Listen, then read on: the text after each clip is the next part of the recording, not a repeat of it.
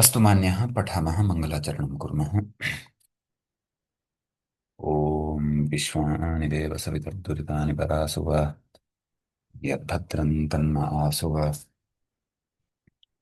वाक्यकारं वररुचिं भाष्यकारं पतञ्जलिं पाणिनिं सूत्रकारं च प्रणतोऽस्मि मुनित्रयम् श्रौत्रार्हन्ति जनैर्गुण्यैर्महर्षिभिर्हरतिमन्तोऽष्टूयमानोऽप्यगुणो विभुर्विजयते तराम् पूर्वार्धे कथितास्तुल्यपञ्चमाध्यायवर्तिनः प्रत्यया अथ कथ्यन्ते तृतीयाध्यायगोचराः। नमः पाणिनिकाध्यायन पतञ्जलिभ्यः शब्दविद्यासम्प्रदायकर्तृभ्यो नमर्षिभ्यो मुनिभ्यो गुरुभ्यश्च नमो नमः। नमः सर्वेभ्यः भवद्भ्यः श्रोतृभ्यः। अस्माभिः गते पाठे यद् पठितं तद् एकवारं स्मरामः। वयं वैयाकरणसिद्धान्तकौमुदी इत्याख्यस्य ग्रन्थस्य तत्र पूर्वकृदन्तप्रकरणं पठन्तः स्मः। प्रकरणस्यास्य अस्माकं क्रमे पञ्चचत्वारिंशः पाठः गतपाठः प्रवृत्तः। अस्मिन् पाठे अस्माभिः तत्र आदौ तावत् सूत्रं पठितं द्विषत्परयोस्तापेः इति। तत्र सुबन्ते द्विषत् इति कर्मोपपदे अपि च पर इति कर्मोपपदे सति ण्यन्तात् तापि इति धातोः खच् प्रत्ययः भवति इति अस्य अर्थः अस्माभिः दृष्टः। ततः खचि परतः ह्रस्वः भवति इति खचि ह्रस्वः इत्यनेन सूत्रेण पठितं, यस्य च अर्थः दृष्टः। खचि परेणौ उपधायाः ह्रस्वः स्यात्। एवञ्च दुषन्तं परं वा तापयति इति दुषन्तपः परन्तपः इति उदाहरणद्वयं तत्र क्रमशः अस्माभिः साधितं खच्युक्तं। ततः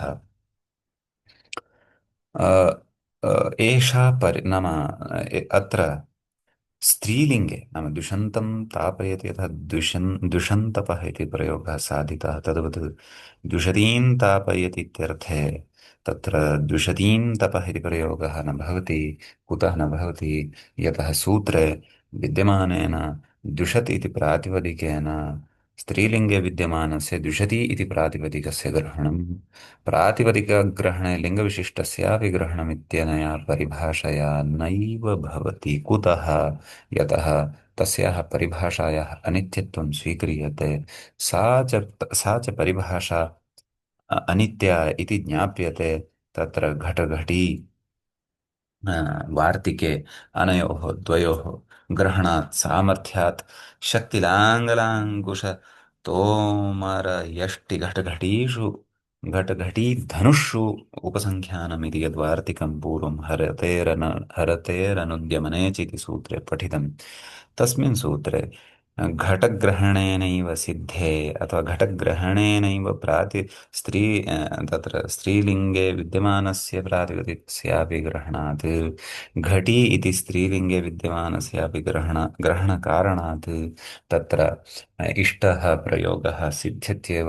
क्षन्तव्य, घटी इत्यस्य लाभः भवत्येव, तथापि तत्र घटी इति ग्रहणं कृतं यत् तत् ज्ञापकं भवति यत् प्रातिपदिकग्रहणपरिभाषा अनित्या। लिङ्गविशिष्टपरिभाषा अनित्या, अतः लक्ष्यानुसारेण एव प्रवर्तते, लक्ष्यानुसारेण न चापि प्रवर्तते। लक्ष्यं द्विषति तापः इत्येव वर्तते, द्विषतिं तापः इति लक्ष्यं, द्विषतिं तपः इति लक्ष्यं नास्ति। अतः कारणात् प्रकृते खच् न भवति, खजाश्रितः ह्रस्वोऽपि न भवति इति तत्र सविस्तरं गते पाठे अस्माभिः विचारितं। ततः वाचीयमो व्रते इति सूत्रान्तरं तत्र पठितं।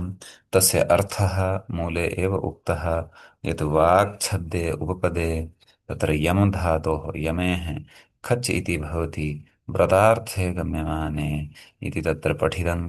किञ्च वाचञ्यमपुरन्दरौ च इत्यनेन सूत्रेण तत्र वाच इत्येतस्य पूर्वपदस्य कर्मभूतस्य तत्र नाम अमन्तत्वमपि निपातितं तदेव अत्र उक्तं वाक्पूर्वोरमन्तत्वं निपात्यते तत्र पुर एतस्य तु उदाहरणमग्रे द्रष्टव्यमस्ति एवञ्च अत्र अमन्तत्वनिपातिते सति वाचञ्यमः मौनव्रती नाम वाचञ्यमः इति तत्र उदाहरणम् अस्माभिः साधितम् एवम् अपि च अत्र प्रत्युदाहरणमपि दृष्टं व्रतार्थे गम्यमाने एव एषा सर्वापि व्यवस्था भवति व्रतार्थः यदि नास्ति तर्हि तु तत्र वाग्यामः इति कर्मण्यण् इत्यनेन अण एव भवति धातोः कुत्वादिकमपि सर्वं भवति अशक्यत्वादिना वाचं यच्छति इति च तत्र अर्थः भवति इति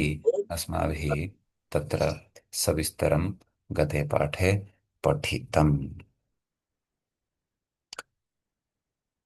एषः पञ्चचत्वारिंशः पाठः अस्माकं क्रमे प्रवृत्तः अभूत् इदानीं तावत् षट्चत्वारिंशः पाठः अस्माकं क्रमे पूर्वकृदन्तप्रकरणस्यास्य आरब्धः भवति मान्याः तत्र वयम् इदानीम् अग्रिमं सूत्रं पठामः अग्रिमं सूत्रं भवति तत्र पूः सर्वयोर्दारिसहोः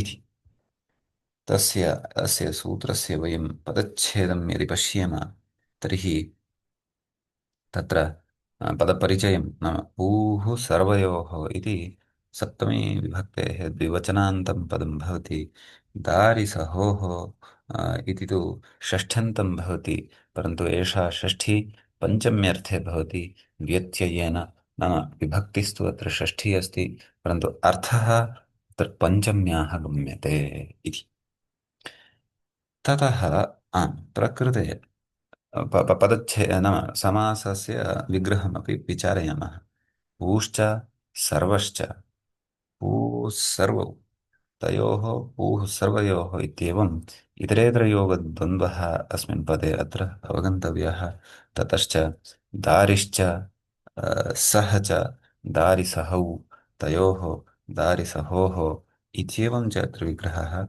अवगन्तव्यः अत्रापि इतरेतरयोगद्वन्द्वः इति अवगन्तव्यः प्रियवशेवदः खच इत्यतः खच इत्यनुवर्तते सुपिस्थः इत्यतः सुपि इति कर्मण्यण् इत्यतः कर्मणि इति च अनुवर्तते अतः अत्र सूत्रस्य आहत्य अर्थः ज्ञातव्यः यत् पुर् पूः इत्यत्र मूलशब्दः कः पुर् पूः पुरौ पुरः इत्येवं रूपाणि भवन्ति स्त्रीलिङ्गे सः शब्दः भवति तर्हि पुर् इति अपि च सर्व इति यदा सुबन्तं कर्मभूतम् उपपदं भवति तदा तत्र यथासङ्ख्यनियमं पुरस्कृत्य यथा उपपदद्वयमस्ति पुर् इति एकम् उपपदं सर्व इति द्वितीयम् उपपदं तद्वत् धातुः इति दारि प्रथमः अपरः च सः इति द्वितीयः अतः यथासङ्ख्यमनुदेशः समानम् इति न्यायं पुरस्कृत्य प्रकृते यथासङ्ख्यम् अत्र पुर् इति उपपदे सति दारि इति णिजन्तात् खच् प्रत्ययः भवति किञ्च सर्व इति उपपदे तत्र अ, सः इति धातोः खच् इति प्रत्ययः भवति इति सूत्रस्य अर्थः भवति हा इदानीं तत्र उदाहरणं साधनीयम् आदौ तावत् पुर् इति उपपदे सति दारि इति धातोः वयं अ, तत्र रूपं पश्यामः एवञ्च तत्र पुरन्दारयति इति तत्र लौकिकः विग्रहः कृत्वा प्रस्तुतः वर्तते अ, तत्र ग्रन्थे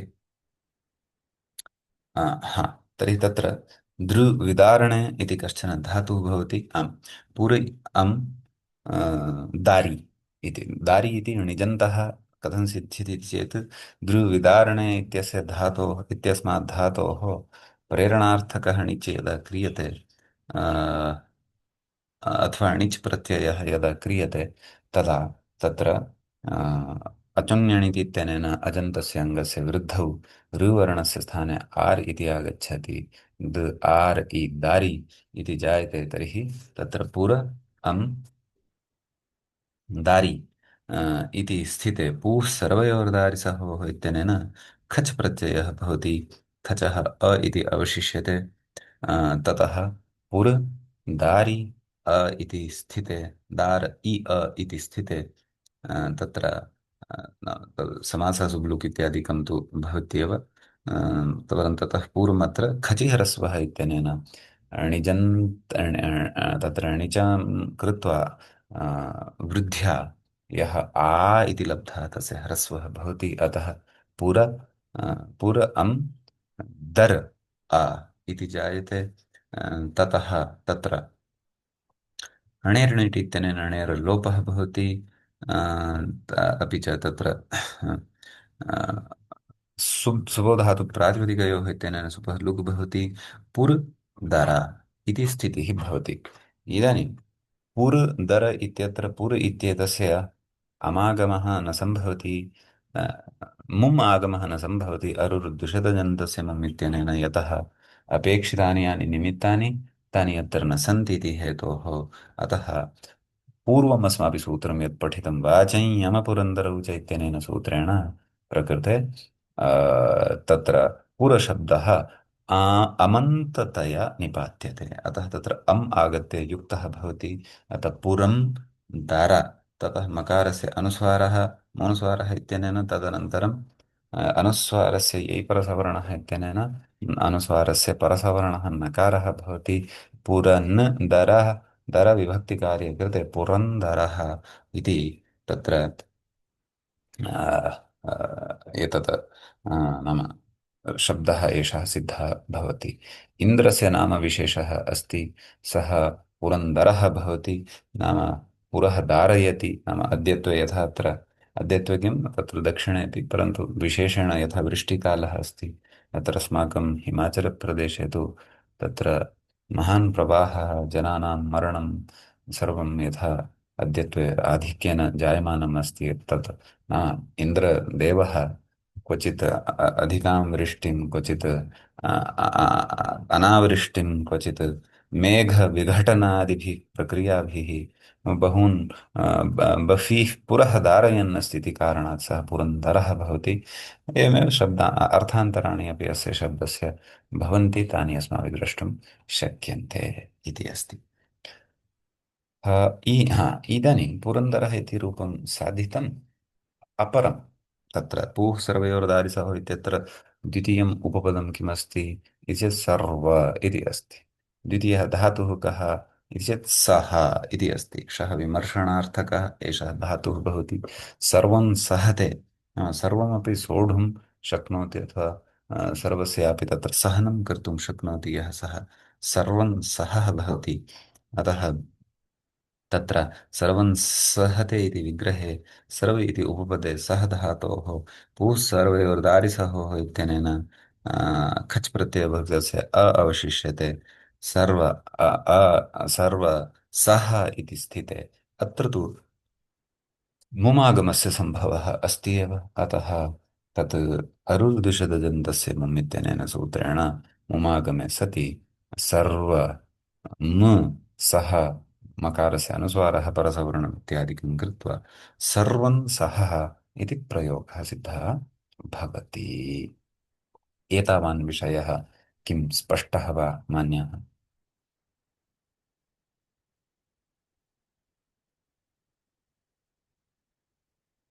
हरिः ओम्। आम् आचार्य, आम्। समीचीनम्। इदानीं यदि एतावान् विषयः स्पष्टः तर्हि एव अग्रिमः विषयः अत्र अवगतः स्यात्। तर्हि अग्रे अत्र किमुच्यते? सहि ग्रहणम् असंज्ञार्थम् इति।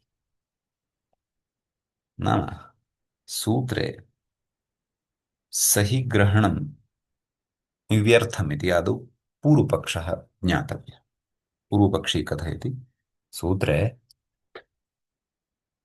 सहि ग्रहणं न करणीयम्। पूः सर्वयोर्दारिसहो इत्युच्यते, तथा न वक्तव्यम्। पुरि दारेः इत्येव वक्तव्यम्, इत्येव सूत्रं वक्तव्यम्। तथा चेत् तर्हि सर्वं सः इति प्रयोगः कथं सिद्ध्येत् इति चेत् अग्रे एकं सूत्रं पठिष्यते। संज्ञायां भ्रूतृवृजिधारिसहितपिदमः तस्मिन् सूत्रे सही नाम सः धातुः पठितः अस्ति। तर्हि तत्र पश्यन्तु तद् दर्शयामि अपि। आ,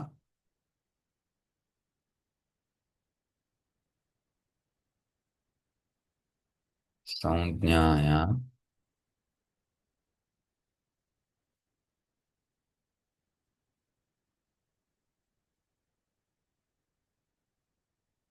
संज्ञायां भृतृ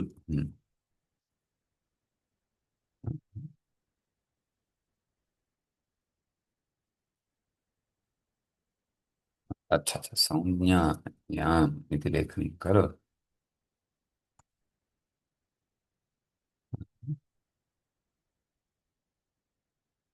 अच्छा अनुस्वारः स्थापनीयः खलु।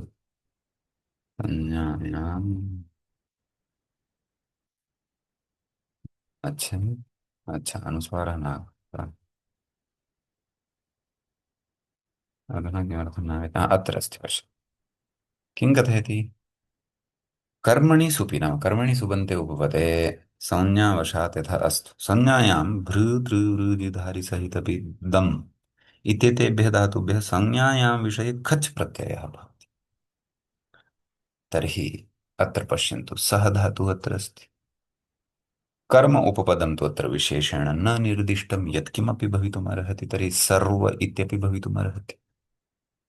तर्हि सर्वम् इति कर्मण्युपपदे अपि सः धातोः खच् प्रत्यये सति सर्वं सः इति रूपं सिद्धं भवत्येव खलु। तर्हि प्रकृते यत् उच्यमानं वर्तते यत् तत्र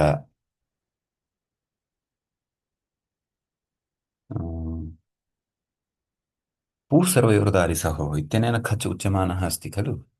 व्यर्थं खलु न वक्तव्यं खलु यतः संज्ञायां भर्तृ इत्यनेन एव सिद्धं भवति।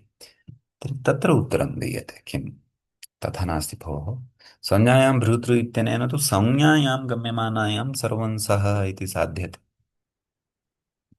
परन्तु असंज्ञायामपि तत्र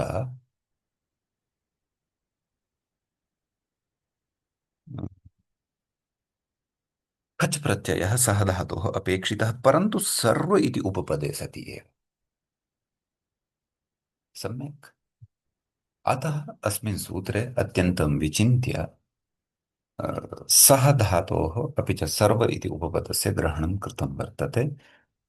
अतः असंज्ञायां गम्यमानायाम् अपि सहेः खच् स्यात् एतदर्थं सूत्रे सः धातोः पाठः तत्र युक्तः इति उच्यते। स्पष्टं वा मान्यः।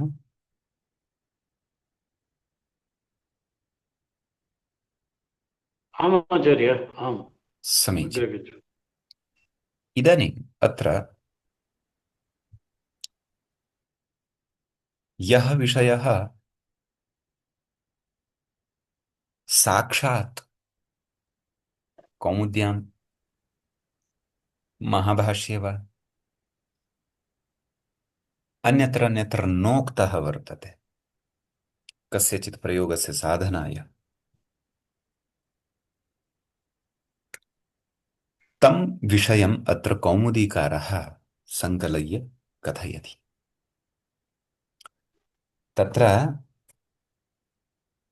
एतेन वयम् अधुना एतत् ज्ञास्यामः यत् कौमुदीकारः काशिकाकारस्य विरोधी नास्ति परन्तु यत्र अपेक्षा भवति तत्र काशिकाकारस्य वचनमपि प्रमाणरूपेण स्वीकरोति। यत्र किञ्चित् भाष्यविरुद्धम् अथवा असङ्गतं पश्यति तत्र खण्डनमपि करोति। विदुषाम् एतदेव च लक्षणं नाम यथार्थस्य ग्रहणम् अयथार्थस्य परित्यागः अथवा खण्डनं। तत्रापि वैरभावं विना भवति। वादेन तत्त्वबोधः प्राप्तव्यः वादपरम्परा अस्माकं वेदकालादारभ्य अस्ति। तर्हि वादस्य अयं नार्थः यत् तद् युद्धं भवति, वाग्युद्धं भवति इति न। आम्, यत्र वितण्डा भवति, वाक्छलः भवति, कुत्सितस्वार्थानुसारम् असत्यस्यापि सत्यत्वेन प्रतिपादनं भवति, सः तु कुतर्कः भवति अथवा विवादः भवति। विवादः नापेक्षितः, वादः अपेक्षितः। भगन्धरः इति विशिष्टः प्रयोगः वाङ्मये श्रूयते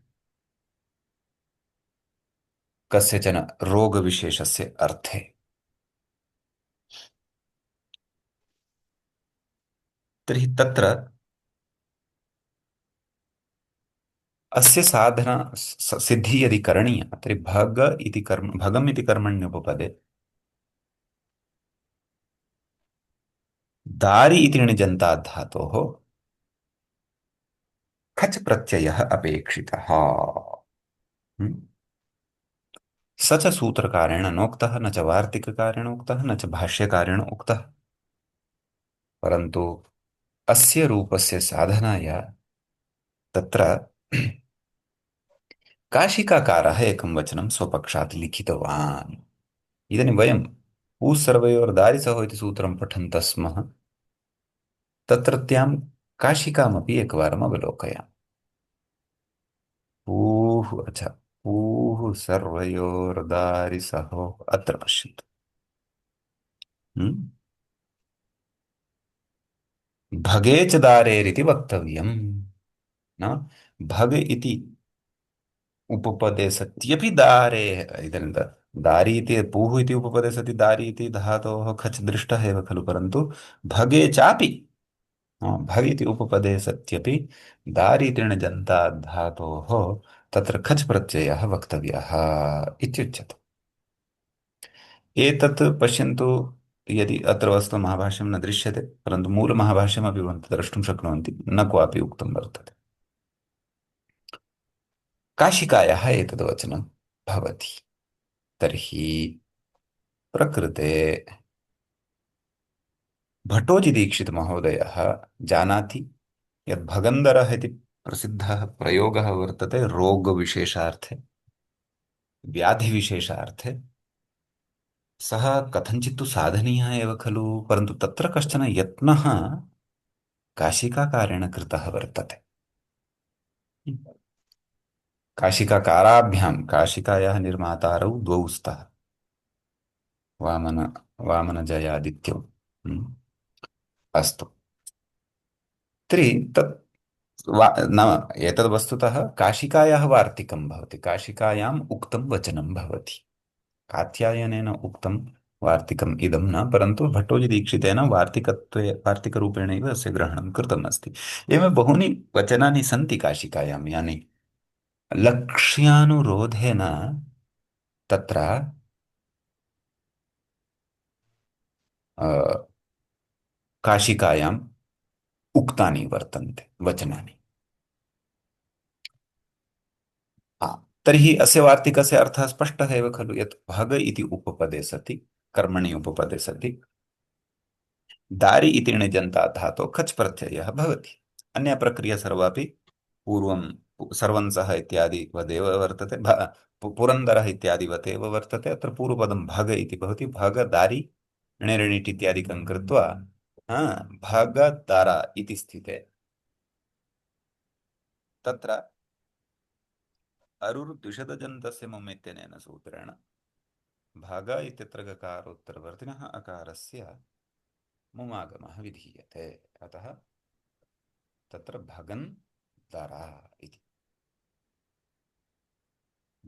भगः नाम भगशब्दस्य बहवः अर्थाः भवन्ति। भगशब्दस्य एकं तु ऐश्वर्यम्, असीमशक्तिः, असीम ज्ञानम्, असीम ऐश्वर्यम्, अपरिमितं सीमारहितं सर्वविधमपि ऐश्वर्यं यस्य सविधे यद्भवति तद् भगः इत्युच्यते। तादृशः भगः अस्य अस्ति इति भगवान् इति। तादृशः भगः अस्याः अस्ति इति भगवती इति वदामि। परन्तु भगशब्दस्य तत्र अर्थः मूत्रेन्द्रियम् इत्यपि भवति, मलेन्द्रियम् इत्यपि भवति। अतः तादृशस्थाने तद्धारयति। अर्षः इति अर्षो रोगः इत्यपि एकं भवति, पैल्स् इत्यादि यथा वदामः। तादृशानां रोगाणां ये भगे उत्पद्यन्ते अथवा भगस्य तत्र धारणं विदारणं कुर्वन्ति, तादृशाः रोगाः भगन्धरपदवाच्याः भवन्ति। आयुर्वेदे अथवा वैदिकशास्त्रे एषः शब्दः पर्याप्तरूपेण व्यवह्रियते। अतः भगन्धरः सिद्ध्यति, तत्र कथयति बाहुलकेन लब्धम् इदम् इत्याहुः इति। एतदपि अस्ति, नाम काशिकाकारेण एतद् वचनम् एवमेव न उक्तं वर्तते। काशिकाकारः अस्य श्रेयः आत्मनि न स्वीकरोति। नाम भवन्तः पूर्वं स्मरेयुः अस्माभिः कृत्यप्रकरणे क्वचित् तत्र कृत्यल्युटो बहुलम् इत्यत्र ल्युड् ग्रहणं न करणीयम्, अथवा ल्युड् ग्रहणं कृतं चेदपि तद् ज्ञापयति यत् कृत्यल्युडो बहुलम् इत्यपेक्षया कृतो बहुलम् इति वक्तव्यम्। हम्म। तर्हि कृतो बहुलम् इति यदि वदामः तर्हि तु अखिलः अपि कृत्प्रपञ्चः बहुलकोटौ प्रविष्टः भवति। अर्थात् कृत्य प्रत्ययाः अपि सामान्याः पूर्वोत्तर कृदन्तप्रकरणे उक्ताः कृतप्रत्ययाः अपि उणादयः तु साक्षात् उक्ताः एव, उणादयो बहुलम् इति। तथा चेत् बहुललक्षणं सर्वत्र प्रवृत्तं भवति। क्वचित् प्रवृत्तिः क्वचिदप्रवृत्तिः क्वचिद् विभाषा क्वचिदन्यदेव। बहुललक्षणं तर्हि लक्षणं तर्हि सर्वत्र यदा प्रवृत्तं भवति, तस्मात् तत्र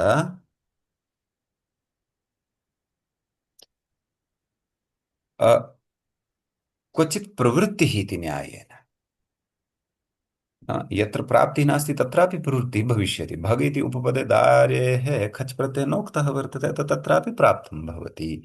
अतः काशिकाकारस्य इदं वचनं वस्तुतः बहुलग्रहणेनैव लब्धं भवति। तथापि काशिकाकारेण लक्ष्यानुरोधेन बहुलं च मनसि निधाय विशेषण भगे च दारेः इति वचनं कृतम् इति भावः। एवम् अत्र अस्ति विशिष्टः कश्चन शास्त्रार्थविचारः मन्ये।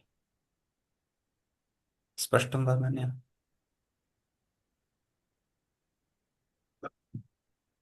लक्ष्मणन् जी। तत्र वार्तिकस्य संख्या दत्तं तत् कथं? सा कौमुदी संख्या।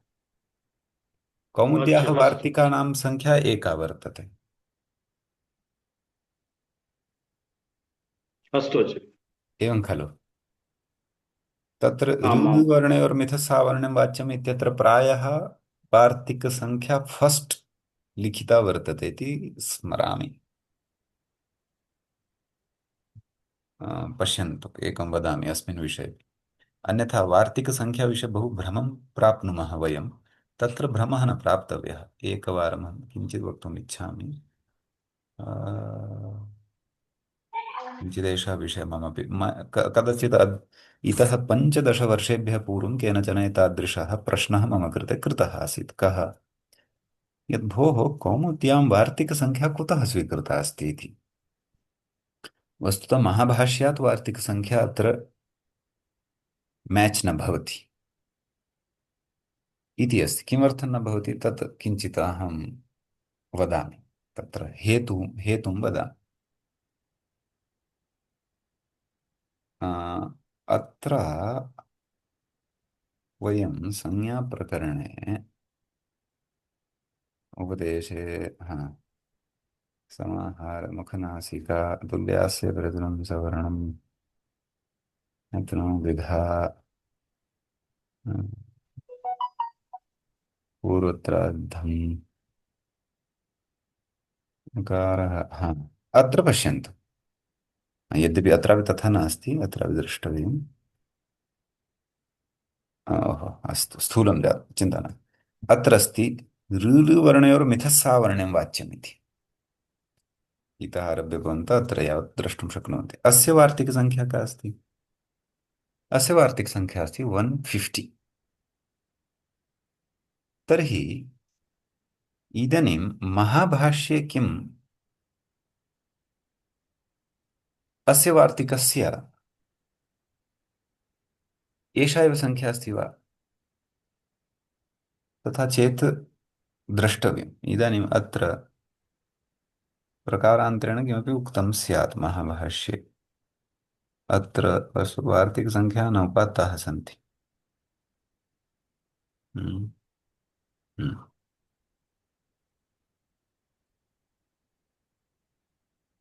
अतः एतत् कदाचित् दृष्टवान्, नाम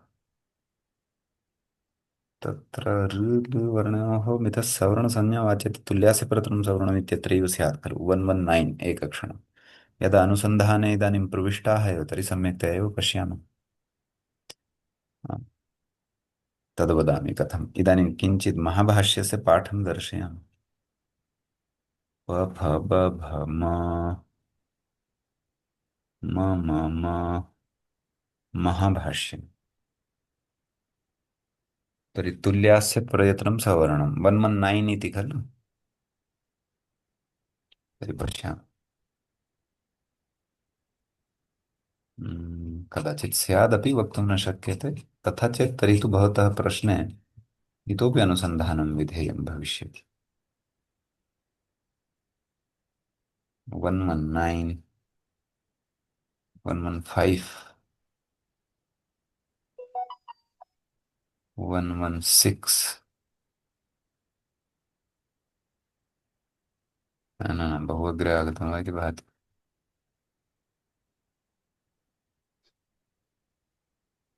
23 गतम् एतत्। 119 अत्र अस्ति, पश्यन्तु। 7,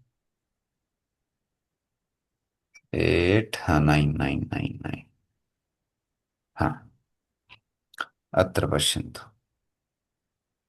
तुलया संमितं तुल्यम् आस्यं प्रयत्नश्च आस्य अस्तु एतत् जातम्। किं पुनरास्यम् एतदुक्तं, कथं पुनरास्यम् एतदुक्तम्, अन्ते इति। अस्तु, अथ कः प्रयत्नः? प्रयत्नः बोधितः। प्रयत्नः यदि अस्तु, एतत् सर्वं बोधितं।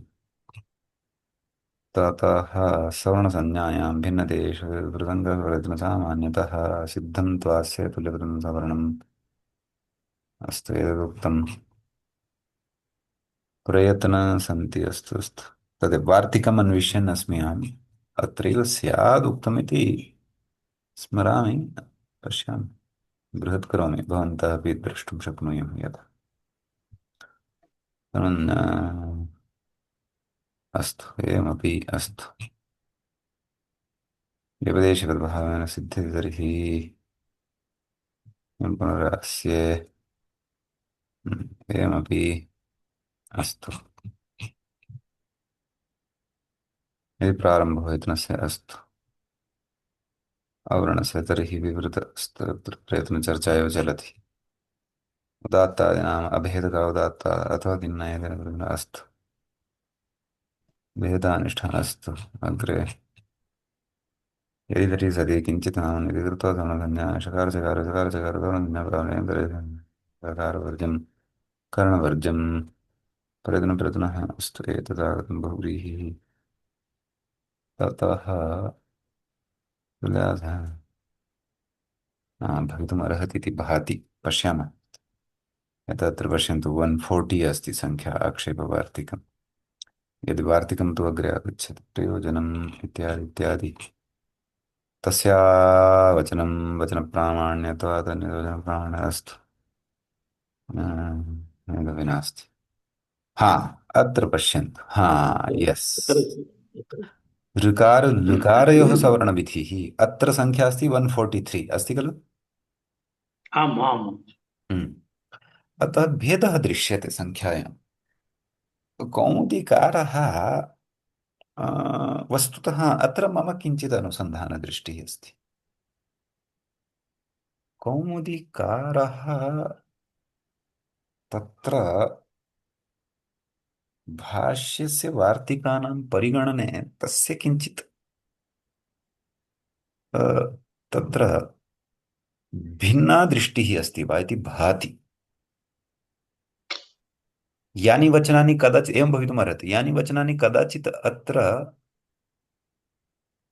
वार्तिकरूपेण नापि पठितानि, यः पाठः अस्माकं पुरतः दृश्यते, तत्रापि क्वचित् सः तानि वचनानि वार्तिकरूपेण पठितवान् अस्ति। अपि च वार्तिकानि अपि द्विविधानि भवन्ति। कात्यायनरचितानि वार्तिकानि एकानि भवन्ति, अपि च महाभाष्यस्य वार्तिकानि भिन्नानि भवन्ति। किं भवन्तः जानन्ति एतं विषयम्? न जानामि, न जानामि। तथापि अस्ति भाष्यवार्तिकम्। वार्तिकम् इत्युक्ते कात्यायनः एव सत्यं वार्तिकं सत्यं रचितवान् इति। सत्यं सत्यं प्रसिद्धिः सा एव अस्ति, परन्तु भाष्यवार्तिकमपि भवति, तथापि अस्ति। अस्तु अस्तु अस्तु। तद् यदा कदाचित् आगमिष्यति चर्चयिष्यामः। अतः तादृशानां सर्वेषामपि ग्रहणं कृत्वा भट्टोजिदीक्षितः तथा सङ्ख्यां लिखितवान् वा। यथा अत्र पश्यन्तु, अत्र 150 इति दृश्यते अत्र। अतः केचन आम्। किं कृतवन्तः नाम, अत्र एकक्षणं वदामि। किं सूत्रम् एतद्, तुल्यास्य प्रयत्नम् इत्येव। हा, सत्यं सत्यं, न न, पूर्वत्र सिद्धम् एकम्, इतोपि अत्र अनुसन्धानदृष्टिं वहामि। केचन किं कृतवन्तः वदामि, पश्यन्तु। पूर्वत्र सिद्धम्, अत्र खलु कौमुदीं पश्यन्तु। हा, सङ्ख्याविषयकः भ्रमः एव मा भवतु, अथवा वार्तिकस्य सङ्ख्या उल्लेखः एव त्यज्यताम्। एषः पाठः अष्टाध्यायी.com मध्ये अस्ति। एवं बहुत्र पाठं पश्यामि अहम्। एतेन नाम सङ्ख्यायां परिगणने वस्तुतः एकरूपता महाभाष्येण साकं नास्ति। अपि च महाभाष्यस्यापि बहवः पाठाः तथा लप्स्यन्ते भवद्भिः, यत्र वार्तिकसङ्ख्या लिखिता भविष्यति, क्वचित् नापि भविष्यति। यतः केचन किं कुर्वन्ति, भाष्यवार्तिकमपि यद् भवति तत्रापि तां सङ्ख्यां योजयन्ति। उदाहरणाय 1 2 3 एतत् त्रयं कात्यायनवार्तिकं, चतुर्थम् आगतं भाष्यवार्तिकं, तर्हि तत्र चतुर्थीं सङ्ख्यामेव यच्छन्ति। तथा चेत् तु सर्वं मिक्स् जातं खलु। अस्तु, आम् आम् आचार्य। एवमस्ति, यद्यपि भाष्यं कात्यायनवार्तिकानि तु पृथक् प्रसिद्धानि च वर्तन्ते। तत्र महाभाष्यकारः इङ्गितम् अपि करोति, एतत् कात्यायनेन उक्तं वर्तते इति। एते ये भार्गवदत्तशास्त्रीवर्यैः सम्पादितः एषः यः पाठः, एषः अत्यन्तं प्रसिद्धपाठः अस्ति। समग्रे भारते, समग्रे विश्वस्मिन् एषः पाठः प्रचलति, कैयट उद्योतसहितः। एते तु सर्वत्र लिखन्ति, अपि च तत्र तत्र भाष्यवार्तिकमपि लिखन्ति एते, इति मम स्मरणे अस्ति। कदाचित् उपस्थितं भविष्यति चेत् द्रक्ष्यामः। परन्तु एते तु वार्तिकस्य सङ्ख्यामपि लिखन्ति। इदानीम् अग्रे गच्छन्तु, पश्यन्तु, अत्र आगच्छन्तु, क्वचित् वार्तिकं भविष्यति। आ, यथा आक्षेपान्तरपरिहारान्तर संरूपं शब्दस्य शब्दसंज्ञा, आक्षेपभाष्यं समाधानभाष्यं, वार्तिकमेव नागच्छदस्ति। हा, समाधाननिराकरणवार्तिकम् अत्र आगच्छन्तु, वदामि। समाधानवार्तिकम्, इदानीं समाधानवार्तिकम् उक्तं चेत् तस्य समाधाननिराकरणवार्तिकं यदस्ति, निराकरणवचनमपि कात्यायनस्य एव वा महाभाष्यस्य एव वा, अत्र विचारः भवति। अतः अत्र सङ्ख्यां पश्यन्तु, एषः अत्रापि सङ्ख्यां परिगणितवान् अस्ति, 384 383 एवं रीत्या। अतः केचन सङ्ख्याम् आदाय प्रवर्तन्ते, केचन न प्रवर्तन्ते।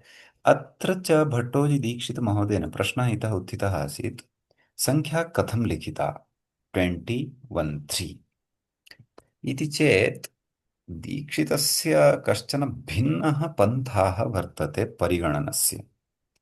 अस्य कौण्टिङ्ग् किञ्चित् भिन्नम् अस्ति। अहं तु कदापि अत्रत्यानां वार्तिकानां भाष्यवार्तिकानां च सङ्ख्यायां समानतां कदापि न प्राप्तवान्। अतः अनुसन्धानस्य विषयः भवितुमर्हति यत् दीक्षितः कं क्रमं पुरस्कृत्य अत्र वार्तिकानां सङ्ख्यां लिखितवान्। वस्तुतः तस्य अनुसन्धानस्य फलं किमपि नास्ति इति तु वदामि। अन्ततः आम् इदमेव आम् आगमिष्यति यत् कानिचन वचनानि कैश्चित् तत्र अवान्तरवार्तिकानामपि सङ्ख्या परिगणिता, कैश्चित् न परिगणिता, अतः सङ्ख्याभेदः भवति, तावदेव। तर्हि का अपेक्षा? साक्षात् एतदेव पर्याप्तम्, एतद् वार्तिकं समाप्तः विषयः। परन्तु अतएव काशी पश्यन्तु, एतत् काशिकावार्तिकम् अस्ति। यथा मया उक्तं खलु, अतः भाष्यवार्तिकमपि भवति। वस्तुतः तदर्थमेव अहं पृष्टवान् सङ्ख्या किमर्थम् आगतम् इति। तत्सत्यं। परन्तु अहं किं वदामि, अहं किञ्चित् अन्यत् अपि वदन् अस्मि। नाम तत्र वार्तिकस्य लक्षणं किम्? उक्तानुक्तदुरुक्तानां चिन्ता यत्र प्रवर्तते तच्छास्त्रं वार्तिकमाहुः वार्तिकज्ञाः विचक्षणाः इति। आम् तर्हि काशिकाकारः अपि दृष्टवान् यत् कश्चन विषयः अनुक्तः अस्ति। ततम् अनुक्तमपि विषयं लक्ष्यानुरोधेन उक्तवान्, अतः प्रसिद्धिः जाता, ओह् एतद् वार्तिकम् अस्ति, परन्तु काशिकाग्रन्थस्य अस्ति, नान्यस्य इति भावः। अतः सङ्ख्याविषये समानता न भवति, कौमुद्यां वा काशिका। काशिकाकारः अत्र किं करोति ज्ञायते वा? अत्र सङ्ख्या काशिकाकारः नास्ति। ह?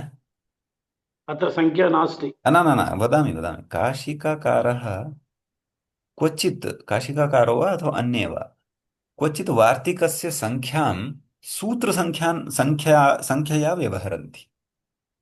ओ, अस्तु तथापि अस्ति। उदाहरणाय तुल्यास्य प्रथमं सवर्णम् इत्यत्र अस्ति वार्तिकं ऋलुवर्णनिर्मितसावर्ण्यं वाच्यं।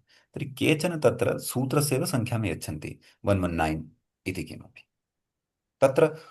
तर्हि सपोज् उदाहरणाय 10 वार्तिकानि सन्ति चेदपि तेषां सूत्रसङ्ख्या या सङ्ख्या सा एव भवति। तेन वादः एव समाप्तः। वार्तिकम् अन्वेष्टव्यं चेत् एतत् सूत्रस्य महाभाष्यं गच्छन्तु, तत्र सर्वं लप्स्यते, तत्र पश्यन्तु इत्यपि भवति। सम्यक् महोदय? आम् आम् आचार्य, अस्तु अवगतम् महोदय, अस्ति। तर्हि अग्रिमं सूत्रमारभ्य वयं सूत्रादारभ्य अग्रिमपाठे पठिष्यामः। अद्यतनपाठे एतावानेव विषयः अत्र भवतु। मङ्गलं कुरु। मया स्क्रीन् शेर् न कृतमस्ति वा? हा, कृतमस्ति। अस्तु। नास्ति अस्ति। अहं स्- हा, अस्तु हा, सम्यक्। ॐ विश्वानि देव सवितर्दुरितानि परासुव यद्भद्रं तन्न आसुव। वाक्यकारं वररुचिं भाष्यकारं पतञ्जलिं पाणिनिं सूत्रकारं च प्रणतोऽस्मि मुनित्रयम्। श्रौत्रार्हन्ति चणैर्गुण्यैर्महर्षिभिरहृदिवन्तोऽष्टुल्यमानोऽपि गुणो विभृज्यते तान् पूर्वार्धे कथितास्तुर्यपञ्चमाध्यायवर्तिनः प्रत्यया अथ कथ्यन्ते तृतीयाध्यायगोचराः। एवञ्च वैयाकरणसिद्धान्तकौमुदी इत्याख्यस्य ग्रन्थस्य पूर्वकृदन्तप्रकरणस्य अस्य अस्माकं क्रमे षट्चत्वारिंशः पाठः सम्पन्नतां गतः। अग्रिमे पाठे अग्रिमं विषयमादाय पुनरुपस्थिताः भविष्यामः। तावता आचार्य नमस्कारः भवद्भ्यः श्रोतृभ्यः। धन्यवादः महोदय। आं महोदय वदतु। आचार्य आम्। भवान् सूचना प्रेषितवान् आपतितम् इति किमपि अभवत् वा?